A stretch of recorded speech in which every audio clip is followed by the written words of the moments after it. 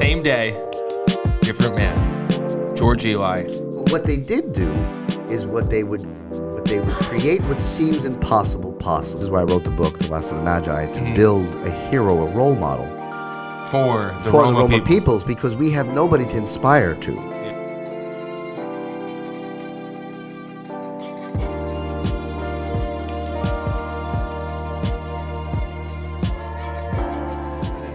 Yeah. All right, and we are back. Same day, different man. George Eli, Spiritualist, Mike Theophil, Anthony Materiello. The dream is free. We're back. All right, now we can continue. Well, We just had to be recording. I thought we went over this. Nothing's free. Nothing's free. Did we just go over this? Yes, but we had to do that. Okay. Is that like you're saying? Yeah, we had to do the intro. Well, after I give you the lesson of check, please, you'll not say that anymore. What, the intro? Well, the dream is free. Well, it's the name of the podcast. It's the name of the podcast. Oh, really? Yeah. That's literally the name of the podcast. Yeah, it's the Dream is Free podcast. Kind of ironic. Right. Well, the whole Jesus. saying Then goes. You don't even know what show you're coming on. Then I The came whole to the right saying. place because The dream is free. Do you know what the quote is? You probably don't even know. No. Exactly. Yeah. Look at you. Yeah. The dream is free, but the hustled sold separate. It's actually catchy. So we can't have the dream is free, but the hustle sold separate podcast. Yeah, it doesn't make Yeah. sense. Too long. Yeah, Right. dream is free. And then everyone's like, the dream is not free. And then we get to be like, well, buddy, the hustle is sold separate. No. See, now we're in agreement. Now it's All no right, longer- cool. I'm See, glad we're I in knew we were agreement. connected. I knew it. Yeah. All right, so we are connected because Dan, our boy, Live Free, is the man. And he mentioned, we've been doing work with them, and he mentioned we should have you on our podcast. So that's why you are here today. He says you've changed his life many times over. Oh, wow. And you are a spiritualist, and we will get into what that is. Okay. Because I know there's going to be people out there that are curious what that is. Sure. I'm curious too. But we like to start off on the show just by getting to know you a little bit and your background, just where you're from, those kind of things. You mentioned Jersey. Yeah, Jersey. Yeah. Renee loved that. Yeah. You know. So tell us a little bit about that, growing up there, and then that Well- whole transition from high school into college life and being a young adult. Well, just to go backwards, I didn't go to college. Okay. I didn't go to high school. Okay. Hardly attended grammar school. Wow. Yeah. I grew up in a Roma family, Which explain. which a lot of people know nowadays that the Romani people are the largest ethnic group minority in Europe and commonly known as Gypsy. But in America, Gypsy is not, I don't feel it's derogatory, okay? But in Europe, it's derogatory. And that's just Yeah. for the logic that, you know, anytime you have one culture nicknaming another culture, then it becomes derogatory. Because Right. that's not what we call ourselves internally. Yeah. Okay, and it was the Roma people were slaves for 500 years in Europe, and it was what they would call us, and they would also be Sigani, which meant literally garbage, you know, and slaves, peasants. Yeah. So during the Great Migration, a lot of Roma people came from Eastern Europe. You know, a lot of them was sent back because they were racially profiled as common law in America. Even though America would accept anybody, it would take you're weak, you're strong, whatever the tagline is, except gypsies. You know. Wow. And I remember interviewing somebody at Ellis Island, and he was like, he basically just said that to me, like on camera. He was like, "Yeah, we just sent them back," and I'm like, "Why?" And he goes, "Well, you know, they were vagabonds, and you know, there was always singing and dancing and colorful dressed and fortune telling." And then I just, quick as anything, I said, "Well, I think they would have been perfect on Broadway. Why don't you send them to Broadway?" Yeah. And nobody found that funny. Really? Well, nobody that was there. Yeah. That's funny. Right? Which I made a film about it later, and I cut it out of the editing because I think it was too heavy of a statement to bring a joke in right away. Yeah. That's just my personality. But my family learned the system, and they learned to, you know, not dress in Roma regalia. They actually bought clothes on the boat, you know, and I think some of my family came on a boat called the Carpathia, which was famous for saving a lot of people during the Titanic. Because it would come back and forth. They introduced themselves as Greek and Romanian, and they had a few dollars in their pocket, and they had family here, so they got in. And then that was the system, because if you announced that you were Roma, you were basically sent back, And we all know what happened to the Roma in the late 30s and during the Holocaust, Right. But my family were blessed enough and lucky enough to come to America. And the unique thing about America, what it did for my culture, is it basically fossilized us, because here we were allowed to practice our spirituality, self-segregate, because we're a self-segregated community. Yeah. Okay. Like you guys from what I know is you guys don't have a country or a land to call your own. Right. Basically. Basically, yes. Basically. Like that's why you guys are always traveling. Right. But I gave a talk recently at small school up in Massachusetts, Harvard. Do you know that school, Tony? Never heard of it. Is it new? See, few hundred years old. Oh, Yeah. wow. I never. Oh, that was my. That was my safety school. Yeah. That's my lie. Oh, yeah. I was gonna say it. I was gonna give you credit, unlike you. And I argued that actually that our people originally came from Rajasthan, India, around the 11th century. And then, thrived for like 100 or so years before they started to become slaves, because internally we're non-militant. We don't protest. We don't, fight back. If somebody wants the land, take it. We'll go. It's fine. We think human life is the most sacred thing, not land. Yeah. Okay. So, but our culture, our bloodline is from India, but the culture itself. Now, what is a culture, Michael? It's the art, the food, right? Yeah. Not necessarily just the land, right? The disposition, the customs. Yep. That all developed. 90% of our customs developed on European soil. So therefore, for people always come to me and say, "Well, you're going to go back to India." Well, from India. Matter of fact, we just had Indian food, and the guy came to me, "You from India?" And you look. I'm like, "Well, like 1,000 years ago." "No, you from India." I'm like, "Well, we're really European." Because our culture formed on European soil. Right. Like David's from Colombia. Right. Right? So you wouldn't say he's from Spain, because the Colombian culture formed on South American soil. Right. Right? So I'm sure if we check his bloodline, It goes back to Mediterranean, Right. To Spain and Portugal, whatever, Latin, Yeah. but he's Colombian. Right. Right? So I feel European. When I went to, Bulgaria and Hungary, and I visited those countries, I felt that was the motherland. Right.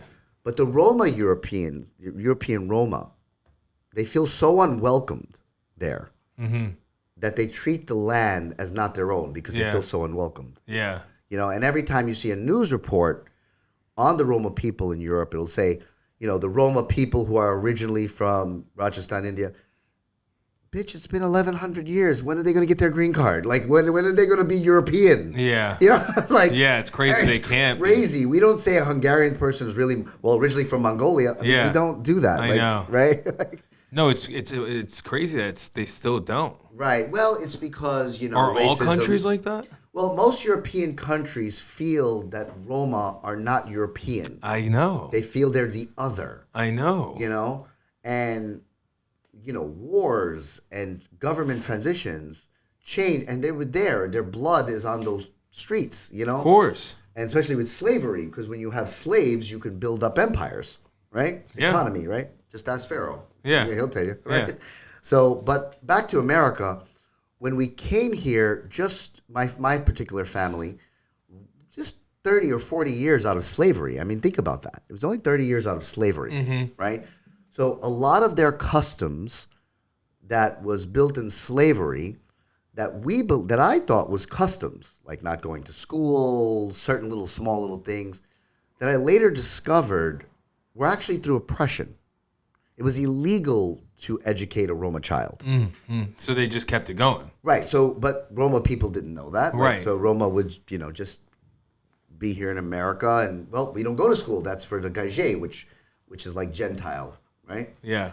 And you know, when I started to ask questions, when I had 2 sons, and I'm like, well, I don't know if it's a good idea not to educate people, especially in tech age and the MTV age and what I grew up in.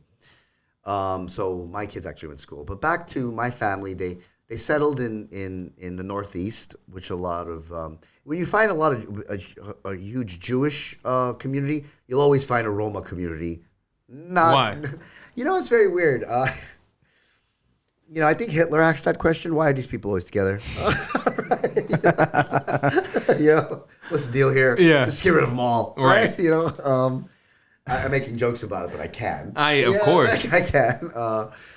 So I think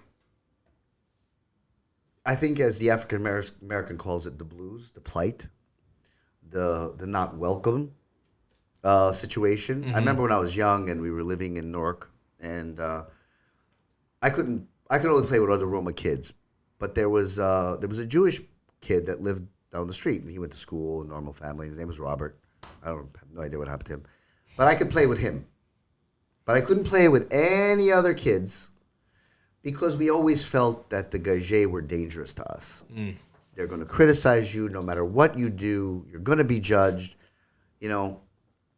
And back to the boat thing, you know, when they changed their disposition and they changed their clothes. I was raised by my grandfather, who was a very, you know, honorable Roma man. He was always well dressed, and he was so mad because we were never, you know, jeans and stuff. He would always want us to be respectably dressed at all times, and he would tell us, "You're Roma, you're gypsy. You'll always be a gypsy. They're always going to look at you as gypsy." Now, I don't have the power to stop racism, but I do have the power to make you look presentable, because you're going to be judged no matter what. So, first impressions matter. Dress respectable. Dress honorable. And I'm like, well, you know, how come these people on TV, they can dress this way? I'm like, well, they can do that. You can't. There's some things that you have to be better than. And that's the kind of mentality I grew up in, you know. I grew up with older people. My mother and father had it very difficult. My mom was a very wonderful woman. My father was a very kind man. But she been through a lot of hard times. Her sister died tragically in a fire during Christmas, and ever since then she had a nervous breakdown after nervous breakdown, and they misdiagnosed her with schizophrenia when I was very young. Later it was just, you know, bipolar, you know, but they didn't know what bipolar was at the time. And they gave her all kinds of treatments, and she couldn't take care of us. So that's when I moved in with my grandparents, and they were older and crabby, but honorable. And when I was really young, Michael, I didn't know exactly what they did for a living, but I knew they were important by the way other people treated them. You know? What did they do though? Well, Do my you know now? grandfather was a kind of like a diplomat for the Roma communities. He would be like a peacemaker between Roma communities, because a lot of racist people say, well, gypsies, they live above the law, they don't care. No, we live beneath the law because the law don't protect us. Right. So we don't live above the law, we live beneath it. Yeah. So we would have our own disputes, and when we would have troubles in the community, we would go to the police, and they wouldn't care. Like, whatever, you just handle it on your own. So for 1,000 years or maybe longer, we had something called the Cris, which is a court. And my grandfather was an officer of the court, a lawyer of the court, who later became more of a judge of the court. So there was always Roma people coming in and out of our home to disputes, business disputes, marital disputes, orphans, what are we going to do with these orphans? And then I remember it was during the fall of the wall in Europe, and we would get calls from Eastern Europe constantly, Bulgaria as well. You know, we heard about your grandfather. Can he help us come to America? You know, and he helped a lot of people after the fall of the wall. Get over. Yeah, get over it, right. A lot of Roma people. And my grandmother does basically what I do now. She's a spiritualist.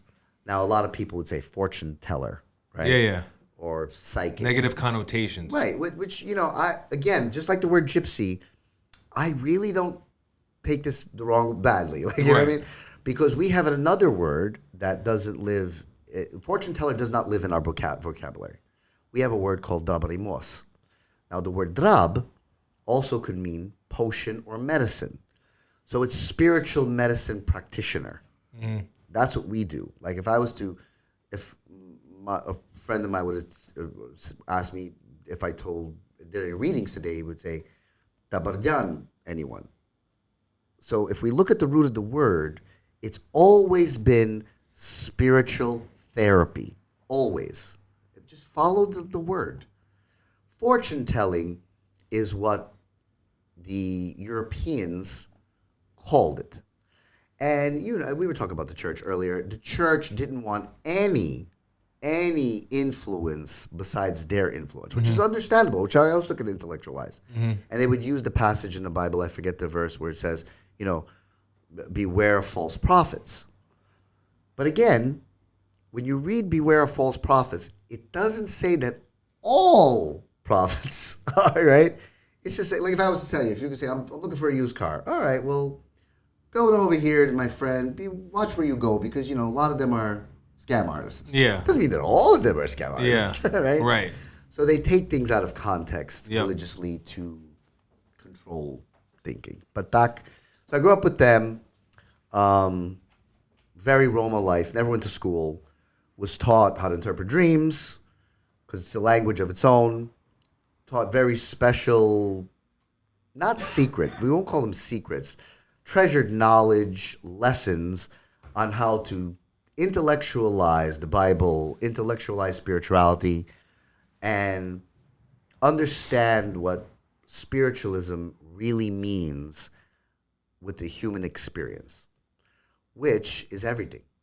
And, I got married to a Roma woman. Thought it was great for a while, but she was very unhappy.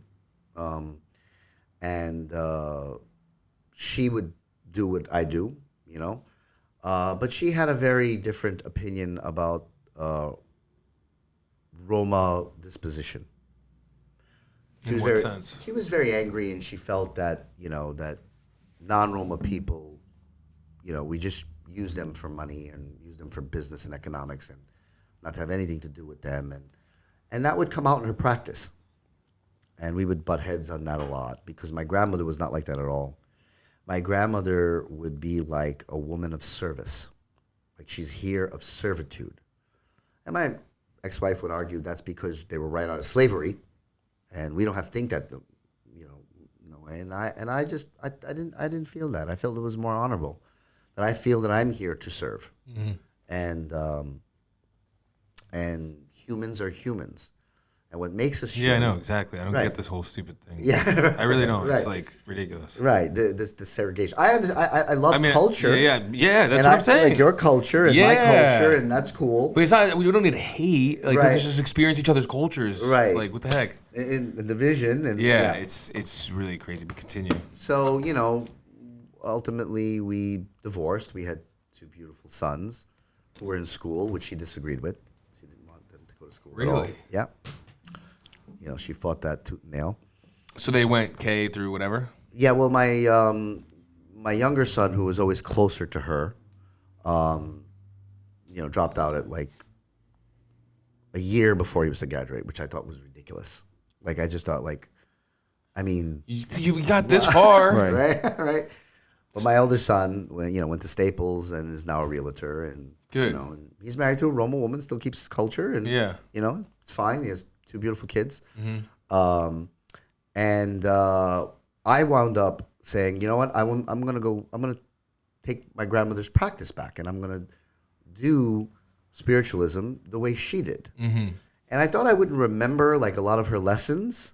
And Michael, I was like, it was like riding a bike. Like it was just Yeah. like right there, Yeah. like Yeah. boom, boom, boom. Like it was like, and that's how I met Danny. And Danny was referred to me by another good friend and client of mine, and he owns. I think do you guys know Mecha Noodle Bar?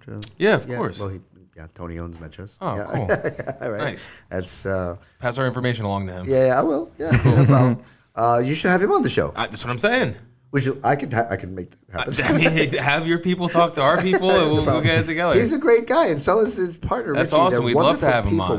on. Wonderful Yeah. people of purpose. Yeah. Okay, and that's me. That's who I am now. I'm single now, and I have grandkids, and I love them, and I travel. I try to help as much people as I can. What do you like? How did you get started with your practice? When did you start? I don't want to say being mainstream, but like getting out to non-Roma people. Well, it was always with non-Roma people. We kind of have a rule. I can't charge them Non-Roma people, you can't charge them money, but they can do something from it. You can't charge them. Like if you're giving spiritual advice, okay? Why? Well, because mostly, Michael, can I just be honest? Yes, mostly I like they that. know what I know, right? I can just organize it better for them. Mm-hmm. So my particular vein of my people, because the Roma people spread out like in veins, Yeah, right? they're everywhere. Yeah, but they different traits. Their traits. Yeah. Yeah, I It's don't know true. if you can say that. I know. It sounds They're wrong everywhere. after I say it, but I mean, my heart's not there with that. Yeah. I have a lot of friends in Mexico. Yeah. Right. And just Going somewhere else. Yeah. Well, because just to go what you said, like I don't think you could say that. Yeah. And then my other friend goes and says, "Oh, you should take this picture because I was in Vegas recently. You send it to the Mexicans." He said, "I don't think I could say that. That was wrong." I was like, "Well, if they took a picture and said send it to the Americans, Right. would that be bad?" Yeah. I mean, that's a good point. Thank you. Right. Cancel culture. Right? No, it's just because Americans feel superior, so we don't take that like. No, I get it. I totally get it. But If they took a picture of like the pyramids and said send it to the Americans, I don't think they mean something bad by that. yeah. You know? No, I do not mean anything bad by that. I don't think you did. No. It's funny. So- Well, yeah, I'll get into it. Remind me, Tony, later. I want him to keep going, but remind me later to just share my experience with his people. Okay. Yeah. So what happened was I was I had some after my divorce. My ex-wife basically took everything we built, but I had a few little investment properties that I was kind of manage, and I had a lot of non-Roma friends, and they would say, I need some advice, and I would give them the advice, and then they start saying, well, we feel bad, we should pay you, and I'm like, all right, well, whatever, and they said you should do a practice, and then out of my apartment, within 6 months, I had several clients teaching them Roma philosophy, Roma spiritualism, and how to intellectualize that. I never really went and told them where we believe it comes from because I thought everybody would think I'm batshit crazy. But after a while, I'm like, you do realize this is Magi philosophy. And I was like, well, what's the Magi? Well, if you read the Bible or know about Christmas, there's these 3 guys that came from the East, which was Persia, right? And they had frankincense, gold, and myrrh. Right, for Jesus, baby Jesus. Right, and they were Sweet spiritualists. baby Jesus. I know the Bible likes to say they were astronomers, but Yeah. they were astrologers, and they Right. were dream interpreters. And if you check my bloodline and their line, it's the same. Cool. And the word Magi, that's who they really were, the Magi. It's where the word magic comes from. And a magic is not a bad word. It's not derogatory, and it's not evil. Artists, writers, poets, over the years used because it seemed cool in their art, and then later it turned into wickedness and witches what about, and like, black magic divinations and and stuff? stuff like that. Well, the word black magic means that. Let me just share with you what magic is. Yeah. Just magic is. If you know what alchemy is, does anybody know what alchemy is? Isn't it I'm blanking right now. It is I'll share. Basically, alchemists are ancient chemists. That's Right. basically what it was. Now, but the way they think is different though. well, the philosophy Yeah, is their philosophy is alchemists can take any metal into gold. But somewhere during medieval times, again, something got lost in translation. They didn't actually make gold. We have a word in our language called sunakai. Now, sunakai could stand for gold. That's the main foundation of the word. But it also could mean something extremely valuable. Like, I'm sorry, what was your name again? Renee Sukanoni. means she's gold. She's great. She Oh, no. handles things. Don't right? tell her that. She hears it all the time. Well, but you get the you know. I don't believe that, but She does. We smother her with compliments. okay. Well, you know that's what it means. Cool. But what they did do is what they would create what seems impossible possible by taking different elements of this world, you know, metals and things, and put it together in a certain way and create what seems impossible possible. For example, Thomas Edison would be considered a modern day alchemist, right? That's basically Making what a they light, are. making a light bulb, Right, yeah. making the light bulb and the record player and whatever. Magi are similar to alchemists. They were similar, but they introduced human emotion in the mix. Fate, focus, things like that. I don't know where in history did this get lost in translation. I really don't. But, you know, they talk about 5 different elements. If you use patience and rosary beads and a goal, which is prayer, right? It's a form of magic, right? And Magi will seek out a client, or the client will seek out them. They'll learn the person's goal and then have the magic. This is what you need. You need more patience. You need to, this religion will work better for you. This is Magi practice. Does it make sense? Yeah. Okay? And it's more simple and rational than Harry Potter. Yeah. I like Harry Potter. It's cool and all, but it's not real. It's not, you know.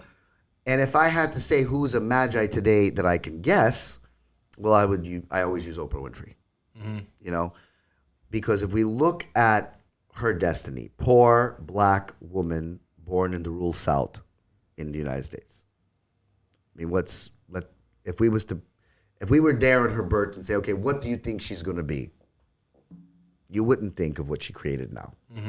But with her endurance, her patience, her religion, her specific religion, and what she chose to go into, her profession, she created magic. She created the impossible, or what everybody would have said was impossible. Right. And that is what I do, Michael. Somebody comes to me. There's a series of lessons that everybody has to give. I get before we even go any further, and I call it the Foundation 5. And it just basically makes you understand what a spiritualist is, how you have a spirit, you know, and the human experience is spiritual. It's not analytical, and it's not flesh-based. And another little side note, the Holy Trinity is not 3 guys in heaven hanging out, and when you need them, they're 3, but they're 1, which, I'm sorry, I don't know what religion your listeners are. That never made any sense to me. But what does make sense is the Magi philosophy, the Roma philosophy, which you are the Trinity, because you have 3 intelligences inside of you that want different things. Your spirit and your emotion, your conscious mind, and your flesh. But when they're in one accord and at their best, that is sanctified, that is holy, that's the Holy Trinity. We are the Trinity. The 3 intelligences that make up man. Makes more sense, right? It's interesting, definitely. It is. Well, it's rational. Yeah. It's rational. No, I know. You know? It's And when people really don't understand, I talk about addiction. If you really can get it, everybody, unfortunately, knows somebody that's addicted, right? Or has been addicted or in recovery, right? And if we look at these 3 intelligence as 3 dogs inside of us, right? The philosophy usually uses wolves, but dogs are more To the loving. times. Yeah, to the times. And your soul is a brilliant sheepdog, highly intelligent, but also can feel other things, can connect to other animals and other living things. Your mind is a German shepherd, disciplined, focused, needs the facts. yeah. And your flesh is a crazy mutt. Yeah. This one's a run and play, you know, but he's guarded by the sheepdog and the German shepherd. But when someone overindulges their flesh, that mutt turns into a Rottweiler. And it starts to govern the sheepdog, Right. the German Shepherd. Right. And this is addiction. Mm-hmm. And this also proves that there's three different Well, do you believe intelligences. you could cure addiction? Of course. And people could go drink normally. Well, I don't advise that they should. But you know what I mean? That's I've the seen that thing. happen. It's like I've seen that happen. I've seen so many people who are who have addictive behaviors, and they have admitted in their lives that they are addicts, which is tough. Right. And they get clean for whatever reason, whatever works for them. I've had many that all different types of ways, and I've never seen somebody who has relapsed not take it too far if they've been bad. You know what I mean? Like if they really are, the way I look at addiction is like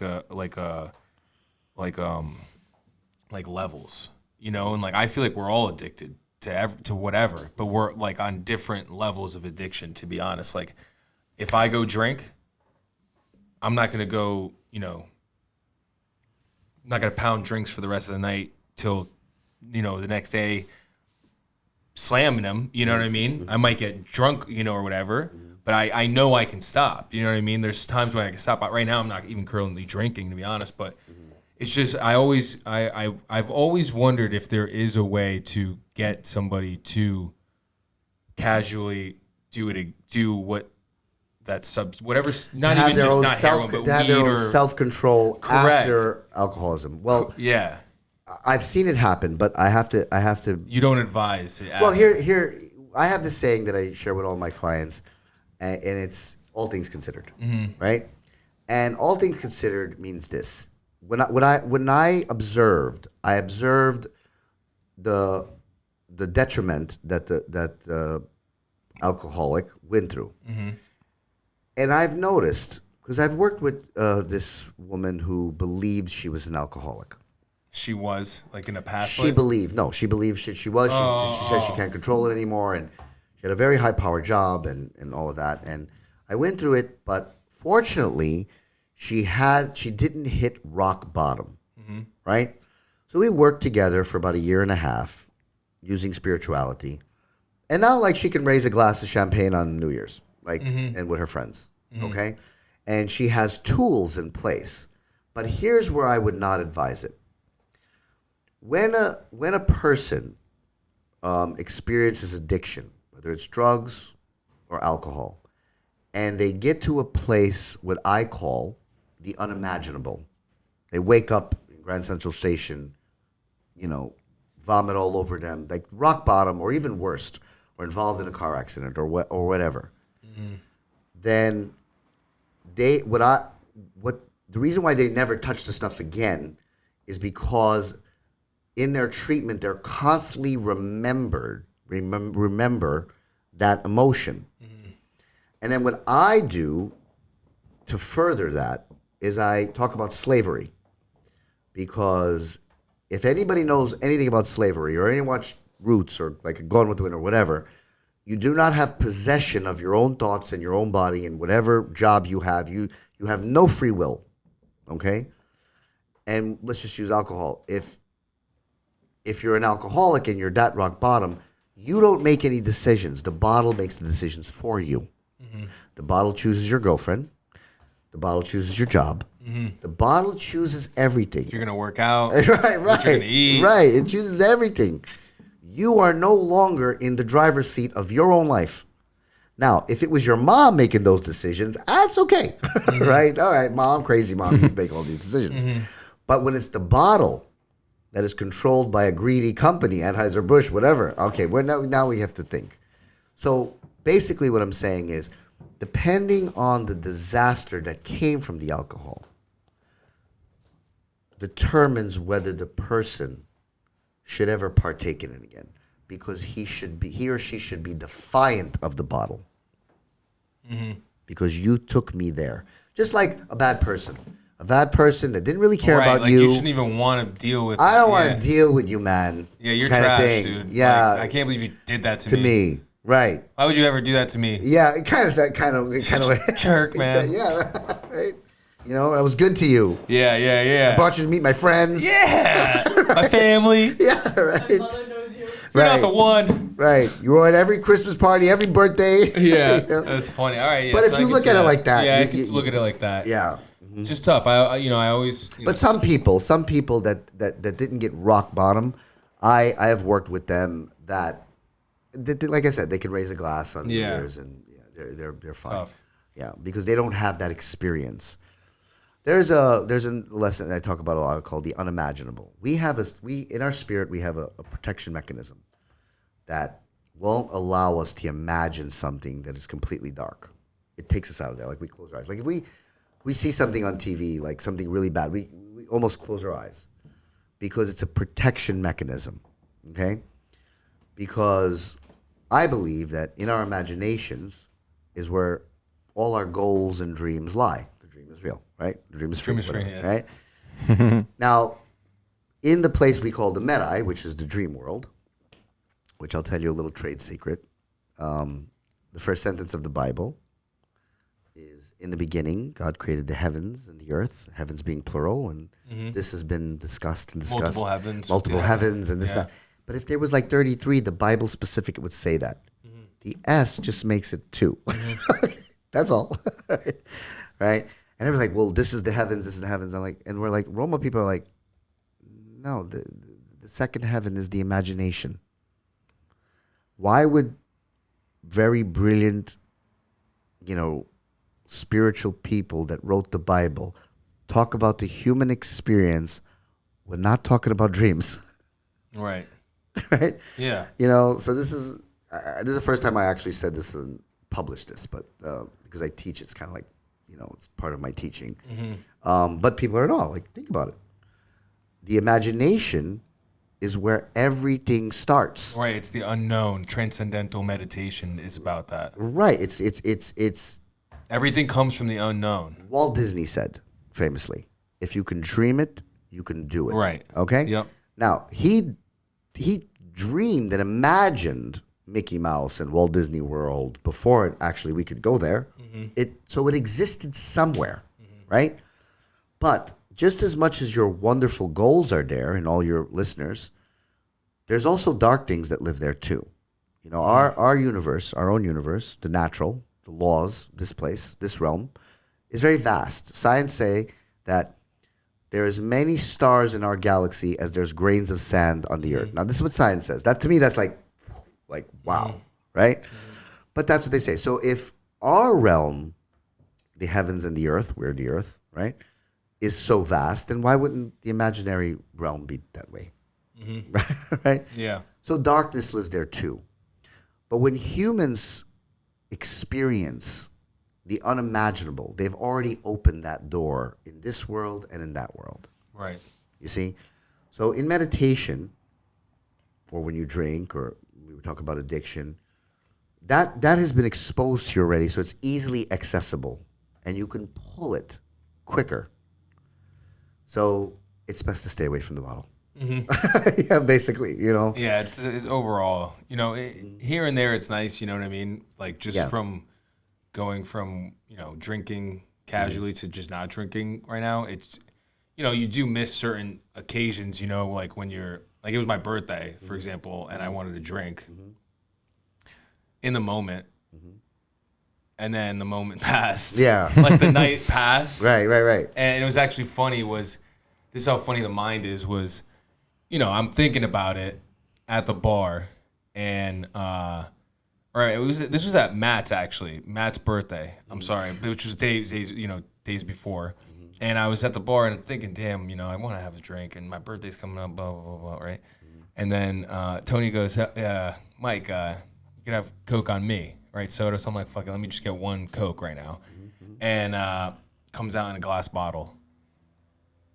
I must have had 8. It was a game changer. I felt like I was like, Well, whiskey and Coke or whatever, like Right, ready to right. go. It was Yeah. dope. It was just that feeling of the bottle, the glass bottle, that Right, changed right. everything. It was like, I'm back.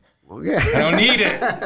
Just need the glass bottle. Speaking of glass bottles, at Mecha, they have Cokes from Mexico. Ooh. Yeah, I think and- that's what we were at Mabu Taco. Yeah, in yeah. Fairfield. No, it was a Coca-Cola though they had. Yeah, I got but Coca-Cola. when they come in those big Coke, bottles, they come those in are those from co- Mexico. Yeah, those are. Oh, Yeah, I thought they're you meant real Mexican Coke. cola. Right? No, like no, a it's Mexican, it's a No, Coke no, from no. like a Mexico. different brand. Yeah. The waitress comes up to me and says, "Oh, do you want a Mexican Coke?" And I'm like, "That sounds racist. I'll have a Coke from Mexico." I don't want one of those that you're selling, but I will have a Coke from Mexico. Yeah, no, that's good to know. So after we have the Mecha owners on, we'll go to Mecha, have a Coke. Yeah. There's also Mexican another Coke. lesson that goes with addiction. It's kind of like I deliver my lessons with a kind of comical disposition. It's like a misuse tell. of the product, right? Ernest and Gallo did not make this wine for me to become plastered, right? They made it for celebratory uses. Right. Ben and Jerry Same thing. did not make this chocolate New York fudge ice cream for me to feel bad when my friend is not answering my calls. Yeah. Right? Time to hit it. This is not what this was invented Open up the for. freezer, baby. It's a misuse of the product. And anytime you have a misuse of a product, Yeah. nothing can go right. Yeah. You know? I agree. No, yeah, I totally agree. Right? So, but these are the kind of things that we do, that I Cool. do. Yeah. So what about on the spiritual aspect of the spiritualist? Like instead of helping people organize, like, fortune telling, people will say that, right? So when you hear fortune telling or psychics, you think of tarot cards, you think of all that stuff. Do you Well, do I that could stuff? do that. Yeah, I could do. Yeah, these are all part. We look at them as tools, right? That's what I'm saying. I'm asking because I want Yeah, people to know. Well, here's what it is. This is how I describe a reading, and not like one like let's say you're at a carnival, right? Right. You got to remember Tony, I told you, you got to stop doing this. you're in a carnival, right? So you're there to have fun. So the reader, let's say it could be the most best, spiritualist ever. He or she is not going to give you bad news. It's not going to be that way. They're going to keep it very lighthearted, very fun because or at a party. But when you walk into and I was telling this to my daughter-in-law a few years ago. I said, I'm very comical and stuff, but you do got to take this seriously because if a non-Roma person walks up a gypsy fortune-telling parlor, they're in a desperate situation. And your door is the last door for the funeral parlor. You gotta know that this is serious. That when they come here, they've been to their religion, whatever priest or rabbi, they've been to family, they've been to therapists, they did all that. They need something Different. from somewhere else. And I know, it's you got to sick. be able to do that. And I know this is Yeah. a huge responsibility. But if you believe in the protocol, if you believe in the teaching, and not get too egotistical, okay? Because sometimes we sit in front of people and we explain to them things like I just told you about the Bible, and they can think that, oh my God, this person is going to save me and the best, and they put you on a pedestal. You gotta be careful of that. Like to fall into that. Right, because then I can get a godlike complex Right. and take advantage of clients. Correct. And, which Yeah. happens. Yeah. It happens with doctors. It happens, you know what I mean? It happens with movie stars. Yep. Right? So you offer them peace, and then they become a crutch, and you don't want that. You don't want them to come. You want them to hold their own. Yeah. And when you teach them what exactly their spirit is, first and foremost, I teach them that blind faith is okay momentarily.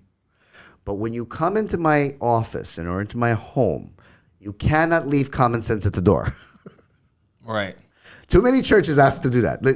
Just believe it. Well, it's in this book. Okay. I could show you a book, Moby Dick. I could show you a book too. Which one? Okay. We cannot leave. It's okay to walk in the door, for me, is the blind faith. That's where it ends. You need to understand. You have to build faith. So the first thing I do is I prove to them that their spirit exists, which is very easy to do, by the way. Okay, it's simple to do. It's like simple, right? And then there's no doubt because everybody says, well, I'm very spiritual. What do you think that means? Well, most people say, well, it means that I don't go to church, but I'm a good person. And I said, well, what makes you think being spiritual only makes you good? And they're like, they don't know. And I always go, well, let's say two people meet, first date, and they're talking, they like each other. And girl says, oh, I volunteered here, I volunteered there. And the guy goes, you're a good person. What religion are you? And she goes, well, I'm, don't go to church, I don't follow religion, but I'm very spiritual. Basically, she's telling them that she's a good person. But here's another sentence. Oh, my two friends were, talking it out, and the conversation got very spirited. That doesn't mean good. Right. Right? So what lies in our spirit, Michael, is a balance of all things righteous and all things evil. Mm-hmm. You could lie, right? Yeah. You can tell the truth, right? Right. Okay? All right? And this is the God and the darkness that was in all of us. Mm-hmm. And this lies the spirit. God, the way we believe it, and people can believe what they want, is not some old man in the sky that we cannot see, but God is within. Mm-hmm. And even if you read all the holy books, the Torah, our Bible, when Moses asks the burning bush, who are you? And he repeats, I am the I am. Well, a lot of people, what does that mean? That means he's everything. Okay, no. I'm inside of you. I am you. And then Moses is like, well, I'm giving you the drunk history version. Yeah. Like, that ain't going to cut it for me. I've heard things that he was tripping Moses. Like, actually, like, the bush also, it was like a plant that he ate also, and that's why he started talking to God, too. Well, all of that because he could have opened up his consciousness That's what I'm saying, yeah. so huge that he connected to his spirit. Yeah. And the spirit is connected to the source, to another realm, the realm that we cannot understand. We live in the world of law. Yeah. Okay? See, we use the word law to follow our rules, but they're really rules. Laws in itself cannot be broken. Mm-hmm. Gravity. Yeah.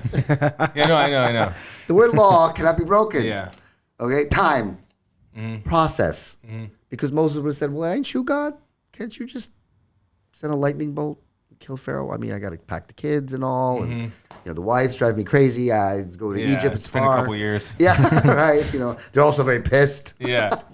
You're getting impatient, God. Yeah, right. And even Jesus had to go through a process. Mm-hmm.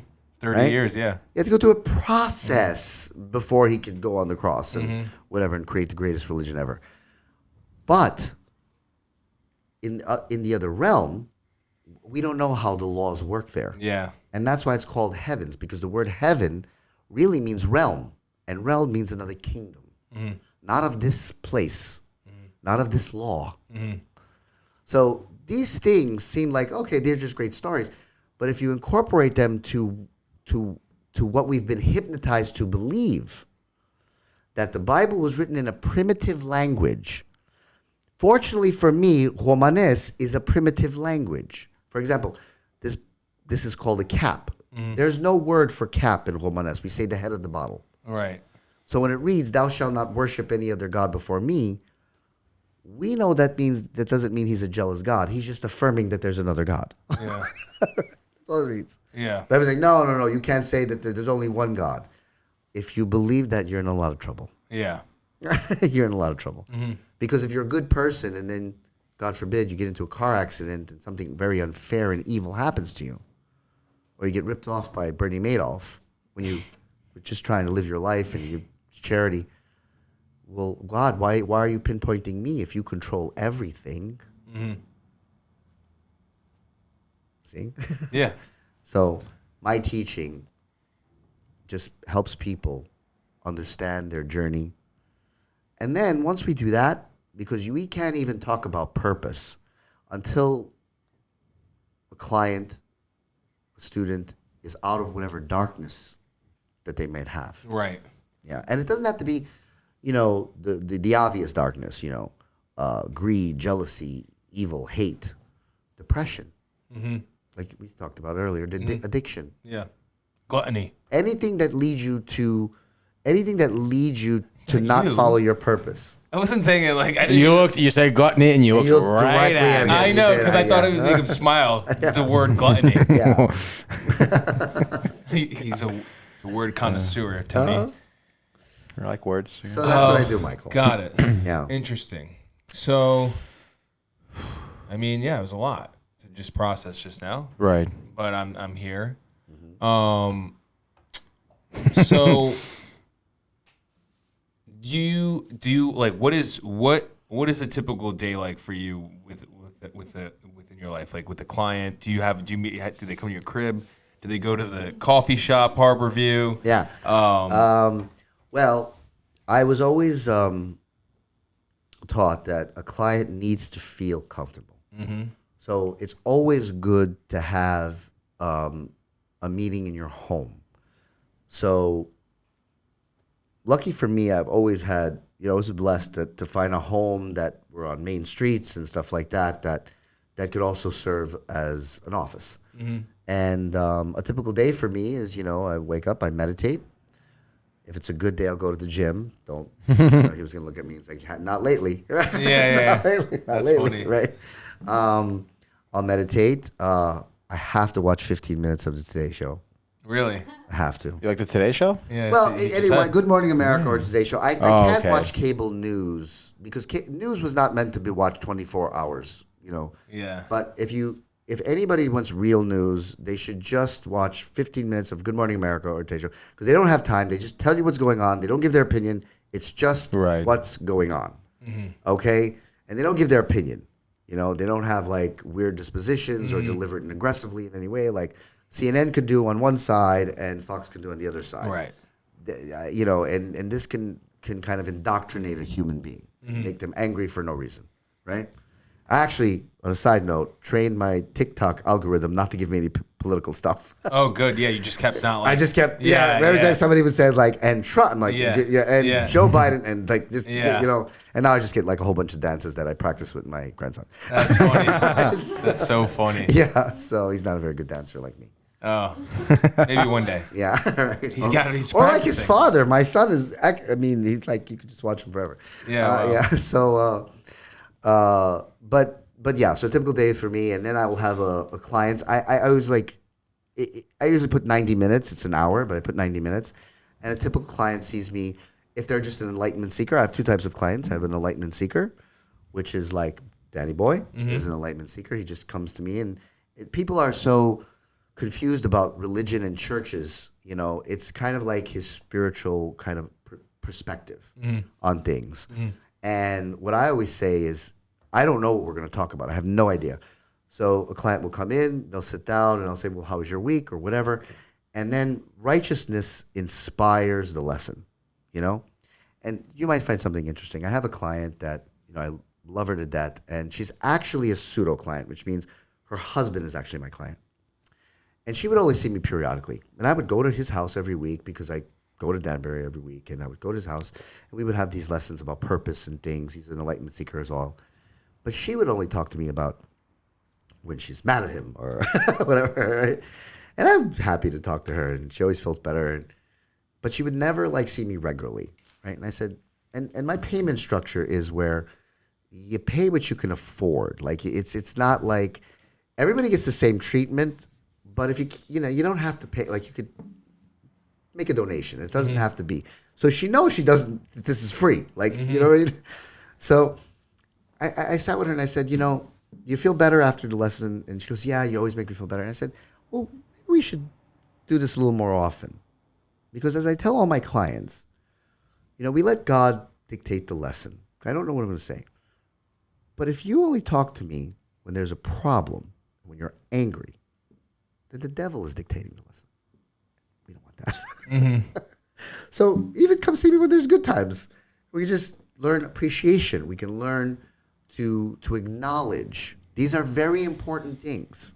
To acknowledge, to appreciate, to be kind, to be generous, to see the world through a righteous lens. I give a lesson called The Color Purple, like the movie, The Color Purple. And in The Color Purple, you say, when things are going really bad, look for the color purple. And look how beautiful it is. Because things can't be all that bad when there's such beauty. And that just brings you back to a little bit of perspective. Perspective's everything. Yeah, perspective is everything. And it's, we live in America, so it's really, really hard. My grandfather used to say, it's hard to be poor in America. And it's hard to be really down and out in America. Mm-hmm. And I would think that, because there's so many rich people here and it make us look bad. And then my grandma said, that's not what he means. He said, there's so much opportunity here. There's so much beauty here that if you're poor and depressed, you're working at it. Mm-hmm. Yeah. That's what he means. Right. That you're actually making it your job.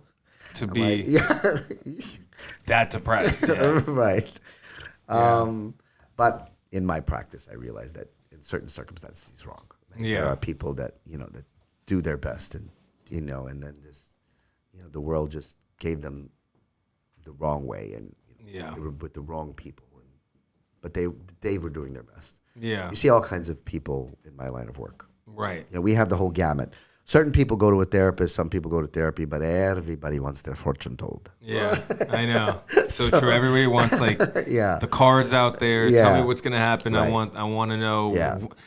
Am I going to be the next rock star? Right. So we have the whole gamut. Yeah. So and I see people. Maybe I'll say like 4 clients, and I'll close out in meditation, and then I'll go about my regular life. And I'm a big movie watcher, and I use the movies a lot to connect with my clients because I grew up in a self-segregated Roma community.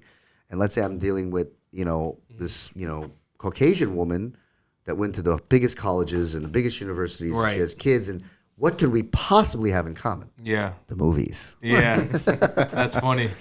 The movies. Yeah. And if I try to explain a disposition to her or something or to him or something, I'm like, remember the scene in Casino when yeah. and when and Robert De Niro says, Ace says to, and then they get it. They get it so many times. I remember I could talk about her Syrian, one of my clients who's works at Magi, and she tells me a problem that she had and I said I immediately go into something totally off left field and she was like, she takes a deep breath and I'm like, Syrian, am I boring you? She said, no, not at all.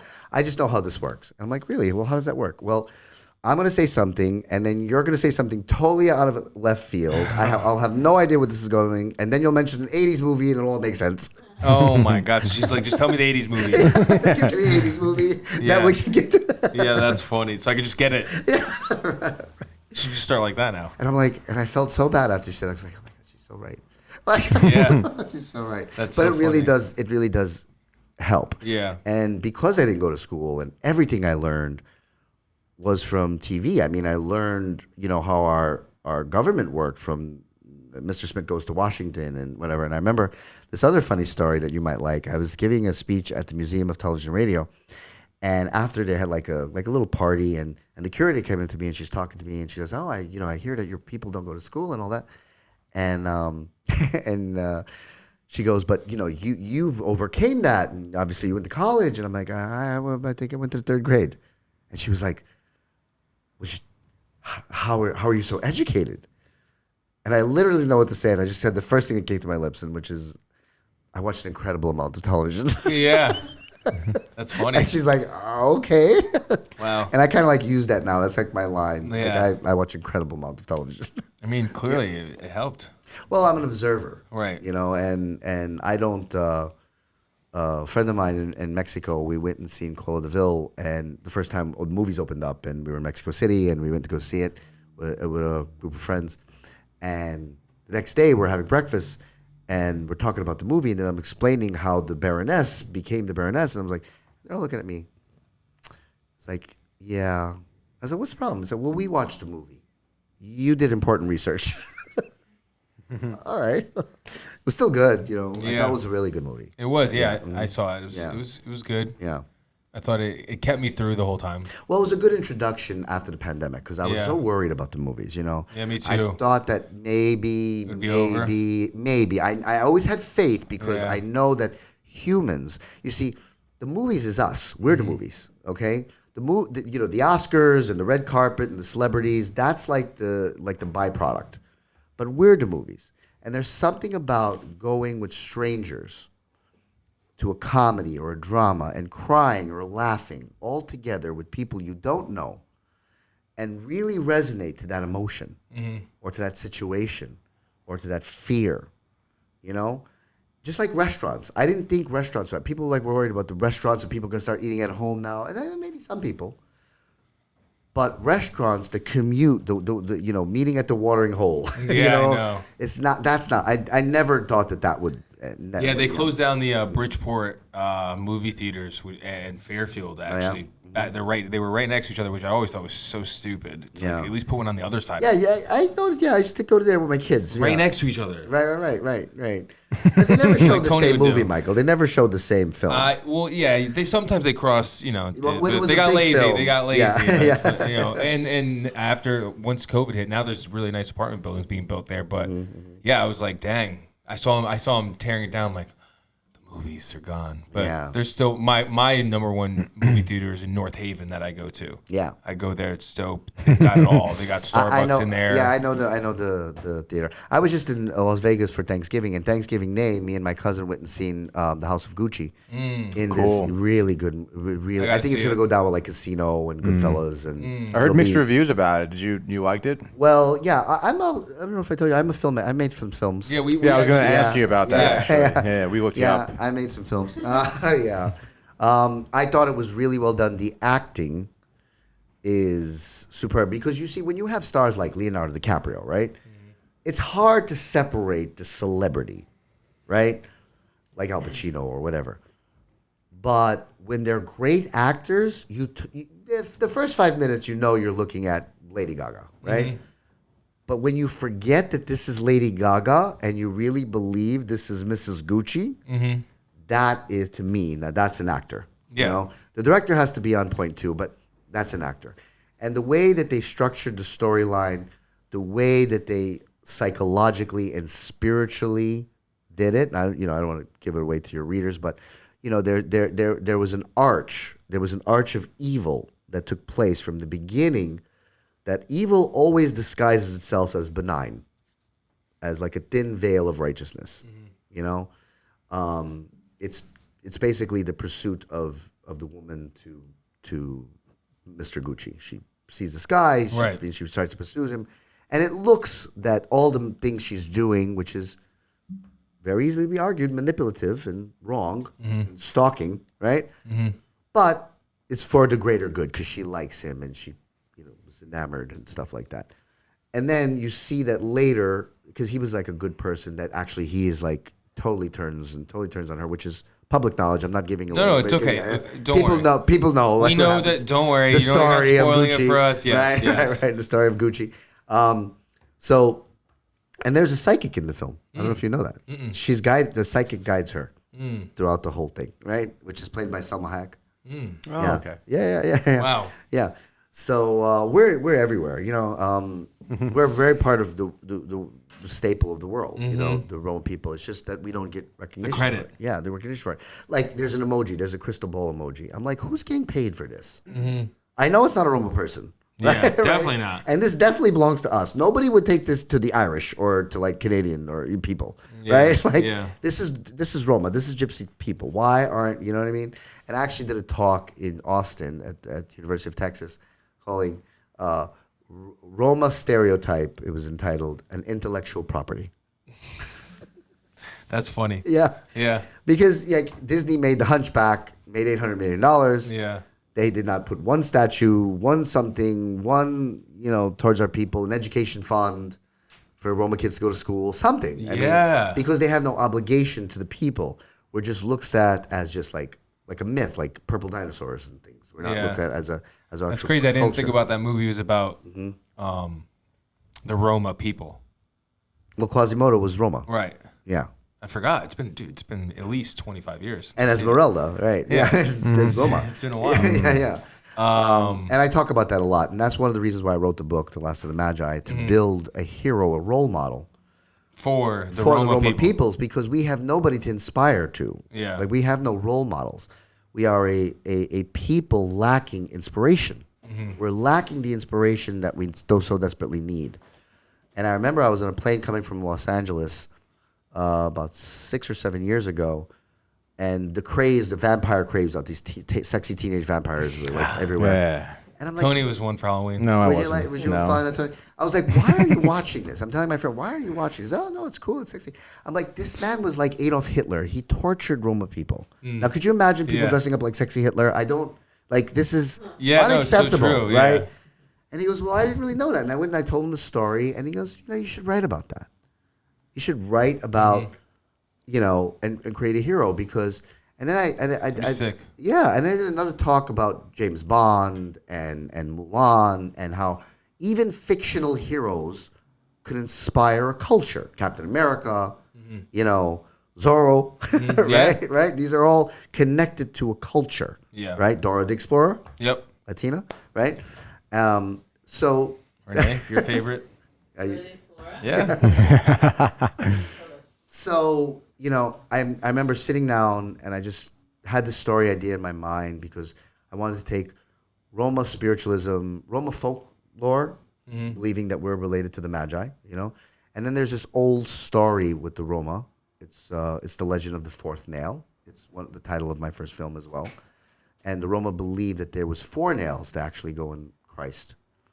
And the 4th nail was to enter his heart, which would not let him descend into heaven, because if it pierced his soul, he would not be able to ascend on the 3rd day.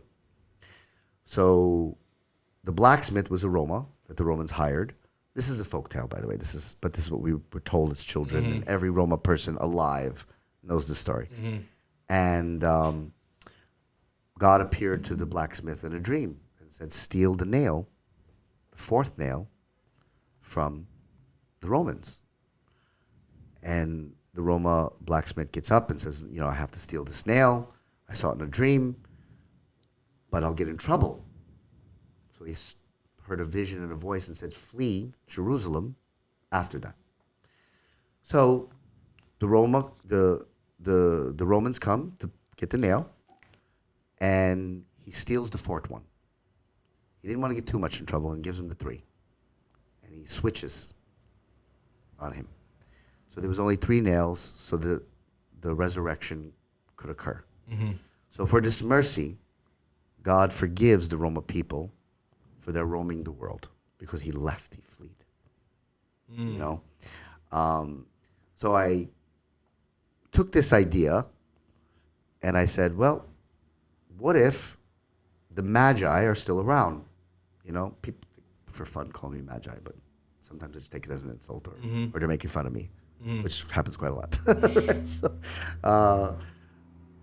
And I wrote this, story that takes place in 2007 Berlin, because I do know that Adolf Hitler was a nut for Christian artifacts, and he wanted the spear of destiny, which was the spear that pierced Christ's side. That's in Vienna, and he stole it. And I knew all of this history because, again, I watch a lot of TV. And I took that and I created this, what I think is a really great start of a really great trilogy. And it's called The Last of the Magi. And the first installment is called The Devouring. Now, the reason why it's called The Devouring is because the Jews designated a name for what happened in World War II called the Holocaust. But we have a word called the Puraimos for the Holocaust. And it's translated The Devouring. And it explains that in the book. And it follows this young gypsy orphan in Berlin in 2007 who encounters 2 American teenagers. And accidentally, they wind up in Adolf Hitler's secret bunker. And that's when the journey begins. Very cool. Yeah. I'm intrigued. Yeah. I'll give you a copy. Thank you. Yeah. Yeah, I'll definitely read it. Yeah, good. That's cool. I like that. Tell us about your filmmaking.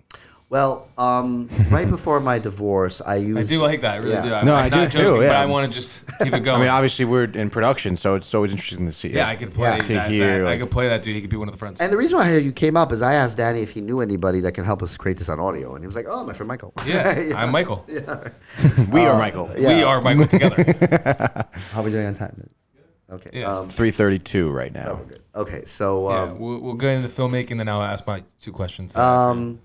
I was always intrigued. I always wanted to be a filmmaker, but I knew being Roma, that was an impossibility. Yeah. Because Roma people don't do that. They, either, do construction work, or if you're in spiritualism, you teach spiritualism. Trades that you can kind of like get up and go. But again, Is filmmaking kind of like frowned upon? anything is frowned upon. You don't Anything out. Yeah, You can't breathe. Yeah, I mean, Tony. it's not Romanes. It's Right. not. It's not for the Rom. That's for the the Gage, the Gentile. The right. Gentiles. Right. Wow. And it's not in a way that we look up to the Gage. We don't like the Gage are almost superior. You know what I mean? Like you guys aren't worthy, basically. That's how Well, you we are think. worthy to teach the lessons of God. That's and darkness. We and that's our job. And to eat and to survive, we can paint your house, mow your lawn, to help, right? Okay. And but it's so terrible in Eastern Europe. They're not even the help. It's horrible. They're not even the help. You No, can't. it's bad. They live in always, Have you seen District 9, the movie? No. About the aliens No, and no. they built it like No, but I did hear. it's literally like that. Yeah, it's literally like that. They live in garbage dumps and stuff like that. Yeah. Because they're so They hated. build it. They build these houses out of it. It's ridiculous. Right. Like And it's incredible ridiculous. And I describe something like that in the first chapters of the book. Because he lives in kind of like the ghettos of Berlin. But filmmaking, I always wanted to be a filmmaker, and it was frowned upon. And a lot of my cousins and friends, they had hobbies, like they, would buy really older muscle cars and they would fix them up, or they would. So a lot of my cousins would golf, and then this new school was kind of opening up in New York. It's called New York Film Academy, and they offered like these night programs on how to make films and stuff like that. And I bought a video camera. And I kind of told my friends, and I was like, I think I want to do this thing. And my wife thought I'd totally gone nuts. She wanted to call an old priest and a young priest, and it's like literally, right? You got to talk to him. Mm-hmm. He's thinking about going to school. Can you believe this? Yeah. It was like the worst thing in the world. Yeah. It's like a hobby. It's like a hobby. It's no big deal. So I took my brother and a couple of my cousins to the school, and they showed me around, and they said, well, you got to kind of have a degree, like a high school degree. You have a high school. I'm like, well, I don't really have a high school degree. And I told the guy my story. And he's like, well, we're a new school, and you're very interesting, so we'll let you in. And here's something interesting. There's an actor named Paul Dano. He's quite famous. I don't know if you've ever heard of Paul him. Dano. Paul Dano? Paul Dano, yeah. Yeah. He was 14. No Country for Old Men. Yeah. He was 14 years old. And he was in my class. Me and him were in a group. Wow. Yeah. That's cool. Yeah, we were like friends. We were together for I don't know, 5 months or 6 months. Wow. So long short of it is that my wife convinced me that this is nuts. That you can't do this. You just can't do it. And then I imagined giving the deposit and filling out all the forms, and I got accepted and all of that. But I said, you know what? I'm just not going to go. All right, yeah. I gave $800. I said, well, whatever. We'll just burn it. It's no big deal. And I called my father, and I said, Dad, I'm not going to go anymore. I don't want to make myself problems. He was so upset. He was so hurt. And he was like, well, this is what you wanted to do. So the next morning, my aunt wakes me up and said, your father passed away. And he took his own life. So the last thing on my mind was the school, right? I didn't hear anything about it. So we go there, and we made the arrangements, me and my siblings, and it was terrible. It was a horrible time in my life. And then the police officer said, we were all leaving, the funeral was wrapping up, and said, your father left, he didn't leave a note, but he left a tape. And for you and your siblings. And we listened to the tape, and, he said some things or whatever, and he's sorry, but this is what he has to do. And then he says, but I do think George should go to film school. Wow. So did you go back? And then my ex-wife just said, well, I really can't say anything now. Yeah. Right? Yeah, she can't. Yeah, right? So I called the professor. I told him what happened. I told him, he said, well, you only missed a day. Just one day. You only missed one day. And he said, come now. And I had to wear black because you wear black for 1 year, when somebody dies so young and so tragic in our culture. And I remember at the end of, we all graduated, I was still wearing black, and Paul Dano said to me, I thought you were just cool. I didn't know that this was mourning. I thought you were just cool. Oh, my God. No, not cool. I'm not cool at all. Yeah, it's just mourning. Yeah. So that's how I went to film school. And then I met this woman named Jasmine Dalal, who made a film called American Gypsy. about this Roma family in Spokane, Washington, who sued the federal government for invading their cultural rights and won. And she made this film, and she was showing it in New York. I just finished film school at the time, and I went to the screening, and I introduced myself, and I said, I always wanted to be a filmmaker. And she said, well, you can. I said, well, no, I'm just taking it as a hobby. She said, you're going to be a filmmaker, and you're going to make a film. And then like 5 or 6 years later, I just filmed all these traditions. Like, why do we do all these traditions? And I called it Searching for the Fort Nail. Because is this real? Because my son asked me, Dad, why do everybody think we steal? You always tell us not to steal. You always tell us not to.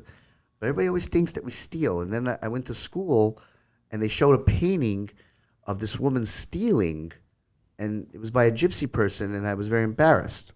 And that got to Johnny Depp, by the way, who sent a really nice letter to my kid's school saying, these are good kids, they're cool, they're friends of mine, and which was really nice for them, by the way. Wow. Yeah, it was really nice for them.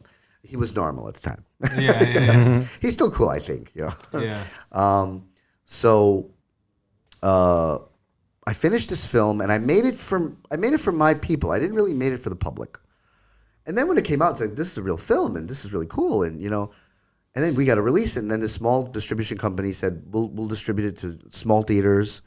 And naturally, Michael, I thought, I was gonna move to Hollywood, marry Winona Ryder, Yeah, live it's in the over. You Hollywood made Hills, it. Yeah. have a small drug addiction. Yeah. Yeah. You made it.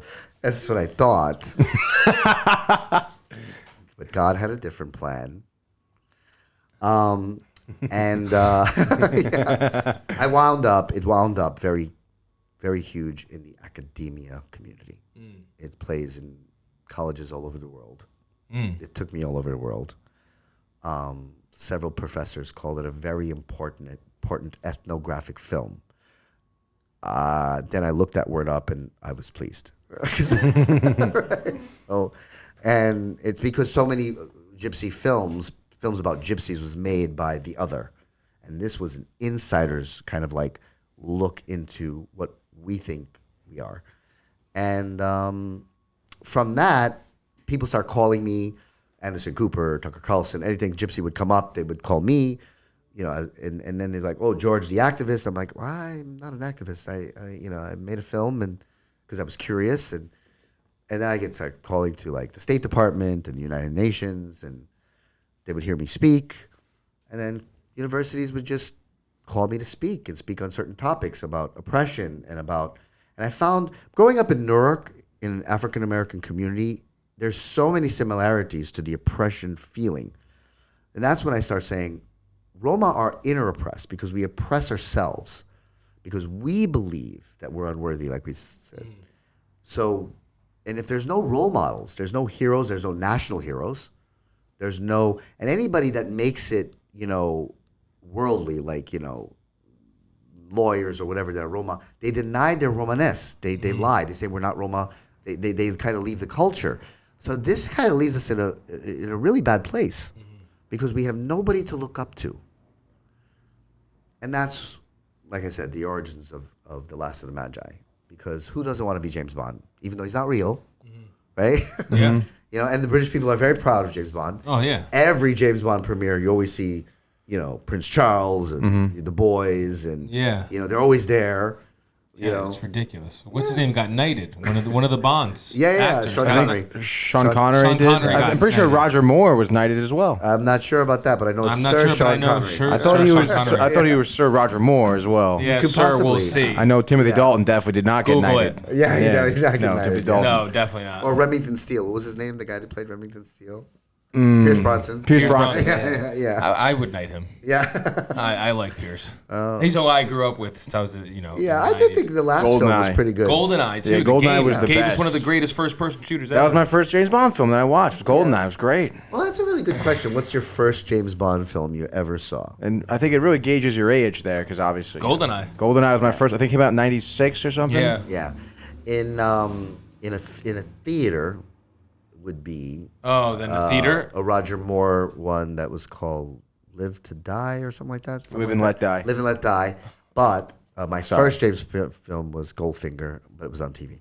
Got it. Yeah, See, same GoldenEye, and then in theaters was what was his last one he made? Pierce Bronson. Yeah, Die Another Day, maybe. I think that was Yeah, my Die first Another Day, in yeah. theater. When Pierce Bronson started making the films, I didn't go to the theater. Cinema. I Yeah. just waited for DVD or whatever. Yeah. But I think that Craig did a really good job. Yeah. Definitely. really, really good job. Yeah. This kind of like Series. I feel like sequence. he made more of like a psychological type cool, of aspect to James Bond. By the way, Roger Moore knighted in 03. Okay, no. Oh, okay, good. Okay. I like that. All right. So that's kind of like my filmmaking. Cool. Cool. I love it. I love your whole story, honestly. Thank you. And I think the Legend of the Magi, right? Last of the Magi. Last of the Magi. Yeah. Sorry, would be a cool movie too. Yeah, people say that, but actually, David was reading it recently, and he actually said, That would be sick. Yeah. Yeah. Or like a short series even. Like, you know, HBO did, they took Game of Thrones and made it 8 seasons. Yeah. Like, that's how I could see. I like the seasons. Oh my God, I couldn't even imagine if that was to happen to me. Wow. Talk about the drug addiction then, Yeah. Oh my God, you'd forget be it. going crazy. You'd be out and But about. in my mind, I have like a stint at Betty Ford, and I'm like recovering, and I give talks. Yeah, exactly. You're back. Yeah, I'm back. Yeah. Guys, I'm back. Sorry, it's just Yeah. like, so crazy for a little bit. I just needed to do it. I've been Right. waiting years. That's funny. Well, yeah, that'd be sick. I would. I want to read. I can't wait to read it. Honestly, I really can't. Well, I'm gonna. We'll drop off a copy. I think Yeah, I have one in the please. car, but I think that's for my accountant. We'll see. It's signed. All right, man. Yeah, accountant guy, come on. Yeah. Dave. I'm Dave. Yeah. So one of my questions is, I clearly then, like, if you're writing books, you clearly have read books that you've liked. I don't read. You don't read. Yeah. Somebody all? asked me, "How did you write this book?" So Somebody asked, "How did you write when you never went to school?" I taught myself how to read. Well, there's this thing called talk text, okay, cool. and if you open your MacBook and press the FC button twice, a Yeah. little microphone comes, Yeah. and I basically would talk. Yeah. And then I hired, later became my co-writer, Patrick Wiley, to basically read it, what I talked, fix the grammar, Okay. and then send it back to me and says, "This is what you wanted," and that's how we. Okay, cool. Got it. So then I'm going to switch this up because actually I'll be better. What movie impacted you the most growing up, right? Like that you loved the most, or what's a good movie you loved? And then what's a movie that you just recently watched? Well, just recently watched was The House of Gucci. Okay. Right. You haven't watched something since then? When was August? When was The House August? of When was Gucci August? was last Thursday. Last Thursday, on Thanksgiving. Oh, okay. Yeah. Never mind. That's close enough. All right. That's And fair enough. For someone who loves movies, it's hard to say what was my favorite movie. No, of but course. the one that resonates with me the most is The Count of Monte Cristo. Oh. Yeah, I just, it's not really a movie about revenge as it's built. I've never seen it, to be honest. It's one of the greatest Yeah. Have you guys seen it? films. I've never seen it, no. You have? Yeah. We should, right? I know about- it because of V for Vendetta. That's honestly. I love Yeah, V for yeah, Vendetta. it's very similar. It's Yeah. Is it? it's about justice, really. It's Right. not really about revenge. Okay, even though the word is constantly used in the film, but the characters and the deception and the greed and the jealousy, and it's about good and evil, and it's about taking action. That righteousness is just not going to just be there. That you actually have to take action. You have to think. You have to. It's a spiritual warfare. You have to. Yeah. Yeah, that's Cool. I love that. All right, Count of perfect. Monte And then I'm actually we'll watch that for sure. Yeah. Now I need to. Yeah, I'm So I telling you. have V for Vendetta in here, so if it's similar to that, then Yeah. it's right on my alley. V But for Vendetta is great. V for Vendetta is captivating. yes. Very. Especially now. It's like Because it started with a virus that essentially It's broke so out. crazy. Yeah. Yeah. And It it is was so I know. crazy. Wasn't it set in 2020? Yeah, it was set in 2020. It is so crazy, and that is about art imitating life, like RoboCop. Mm-hmm. Like RoboCop talked about Detroit becoming bankrupt, and then Right. lo and behold, 20 years later, Detroit became bankrupt, yeah. And I mean, I heard in movies they do conditioning and stuff to get us, acclimated and ready for what's in the future. But neither here nor there. It's for another podcast. well, it's But Yeah. It's related to energy, not. Yeah. When you write something down, you give it power, and it will come to pass. Right. So it's almost like speaking something into existence. Right. With You're the writing it. Manifestation. The Egyptians used to say, "So let it be written, so let it be done," because they believed, and like my Magi belief, our belief, is that when you give something energy, or when you sign a contract, or when you say something, that will come to pass. It's going to come to pass. You sent it out, even if it's 1,000 years from now, it will come to pass. Got That's it. my belief. 1,000 years from now. Yeah, That won't be. yeah. The physical. But what's some advice you'd give to a young person out there? Well, you're young. Me or a younger? Or even a younger yourself, like Yeah. you. Yeah, Like, what would you tell yourself Yeah. from all the experience you've had? Start filmmaking. Start filmmaking early. Yeah. This is going to sound sad, but I would tell my young self, learn about darkness first before learning about righteousness. Why is I that? learned about righteousness first. Righteousness is benign. It will not hurt you. It will help you. Darkness is to hurt, is to destruct. And I was naive to it in my younger days. Got it. I've never been asked that question before, but that's truly what I never intellectualized thinking about it. But yeah, I would learn darkness first. Got it. That's a good lesson. Yeah. Cool. Do you have any other questions, Anthony? You're out. Questions. I'm You out. Look like it. And that's it, dude. I don't see any floating around in your head. No, I think we pretty much covered everything. Yeah. I think so. Thanks for Yeah, that coming was on. great. That was No awesome. That was a Awesome. great time. I had a hope- great time. Yeah. I hope you guys had a great I think time. Renee has a question. Renee has her hand I up. was going to say, if you were to experience darkness first, do you think how different do you think you'd be right now? I say this. When I was learning spiritualism, I always knew that I had to learn darkness. And I knew vaguely about it. So I didn't say I would experience darkness first. I would learn about darkness. Because when you grow up Roma, you learn emotion. You learn spirituality. You learn these things. But, I grew up with older people and they were very fragile with me because grandparents are, like I am with my grandchildren. And they would teach me how to help people, what righteousness is. And then when I was around 19, my teacher passed away. My grandmother passed away when I was like 19 because she was already like 900 million years old. She was like, at least she looked it. She was a nice, she was pretty famous, but she was really old, right? So, Yeah. and I was naive to darkness, and I didn't learn it. See, not experience it, learn it. Because when you're learning darkness, you always know it's bad, and you always know there's a price to pay. But if I would learn all the kind of ins and outs of how it works and the tells, I think I would have been in a much closer to purpose than I am today. Or been closer before. Because I kind of live... When you're doing what you love and when I'm helping people, you're living in purpose, right? Mm-hmm. But there's other things. There's 5 elements in everybody's life, and that is your spirituality, your character, right? Then there's your health and well-being. You're looking your best. Are you feeling your best? And then there's your flesh mate, not soulmate, because me and you could be soulmates, right? Soulmates are like all around, right?